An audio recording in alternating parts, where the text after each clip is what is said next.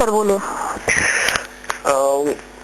मेरा नाम आशुतोष कुमार पांडे है और मैं यूपीएल ऑर्गेनाइजेशन झांसी का सेक्रेटरी हूँ।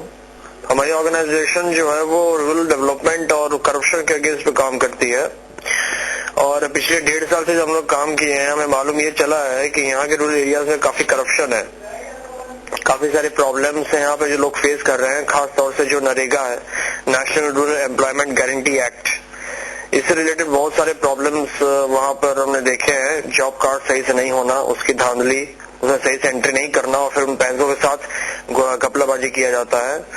और यदि इस बारे में हम कुछ बात करते भी हैं तो फिर हमें धमकाने का प्रयास भी किया जाता है। इसके अलावा ग्राम निधि और ग्राम प्रधान को जो पैसे दिए जाते हैं वो सारे पैसों के भी घोटाला वहाँ पर होता है और सही तरीके से काम किया नहीं जाता है।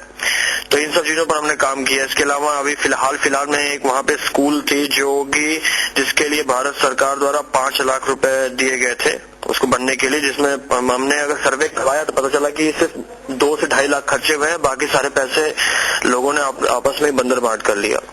तो हम लोगों ने काफी इस पर दौड़ भाग किया और अब वो स्कूल दोबारा बना है और उस पर लोगों पर कार्रवाई भी हुआ जिन लोगों से गलत तरीके से बनवाया था। तो ऐसे से देख सकते हैं कि किस तरह से गलत काम की वजह से वहाँ पर मतलब प्रॉब्लम्स बढ़ती चली जा रही है। बिल्डिंग छत गिरने वाली है स्कूल की, बच्चे नीचे पड़ रहे हैं, उनके जान खतरे में है, तो नालियां सही से नहीं है, गंदगी फैली हुई है, टीचर्स नहीं आते हैं, मन चाहे छुट्टियां लेते रहते हैं। तो ये एक सिस्टम जो करप्शन का ये नीचे से लेकर ऊपर तक बना हुआ है। पर हम लोगों का एक्सपीरियंस ये कहता है कि यदि आप सही तरीके से काम कीजिए और अगर आपको पता हो कि आपको क्या करना है तो एक पॉजिटिव फीडबैक और रिजल्ट तो मिलता ही है। That's all. हाँ मैडम, सोल्यूशन एक्चुअली हम ये चाहते हैं इस पर कि जो गवर्नमेंट और मीडिया जो है जो अब फालतू के जो समाचारों पर जो मतलब अपना पैसा रिसोर्स खर्च कर रही है, पहले तो वो हमारा सपोर्ट करे। प्लस कि गवर्नमेंट को चाहिए कि वो ये इस तरह की जो लापरवाही हो रहे हैं रूरल एरियाज में उस पर सही तरीके से कार्य करे। माने किस तरह से कार्य कि देखना चेक करना पड़ेगा।